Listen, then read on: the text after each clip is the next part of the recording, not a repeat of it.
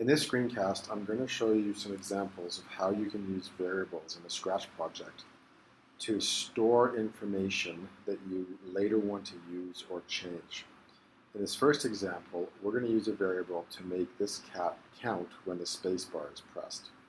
So to begin with, I always want to start with my event handler, which is this green flag clicked, and I'm going to do my reset or set my initial conditions right away for where the cat is supposed to go. So if he's over there, when I click the green flag, he always starts where I want him to start. And I'm going to have him say I can count and then tell me to press the space bar. Okay? So far it's pretty straightforward. So what I want him to do is every time I press the space bar, I want him to say the next number up. So I'm going to have to make a variable. So I go in here to data, and I click make variable, and I'm going to call it number. And as soon as you make a variable, make it for all sprites, and you will get a number of different blocks. So this one, you can actually move. This one is where the variable is stored. And if it's ticked, it'll actually show you on the screen what value is stored in that variable. So we're going to leave it up here so we can see what happens. Here, we can set what the variable is going to equal. So just like we tell a program where the cat should go when it starts, we should also tell a program what the number should be. So usually I start counting with the number 1. So I'll change that to the number 1.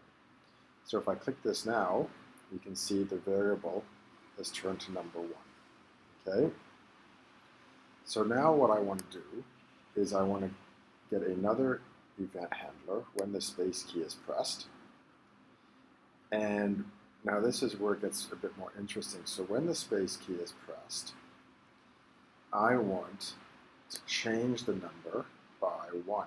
So now if I play it, every time I press the space key, you can see up here the numbers going up. So the last step is I want the cat to say the number.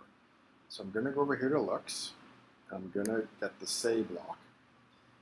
Now, the way I can say it is I can actually take this number and I can drag it into this box. And this works with a lot of different, any of the rounded blocks in Scratch can be, or the ones with different shapes, can be inserted into other blocks on blocks. If I do that, now the cat's going to say the number. So I'm going to stop that and I'm going to start again. Oh. There we go, push the green flag, the number gets set back to 1, and the cat now counts when I click the space bar.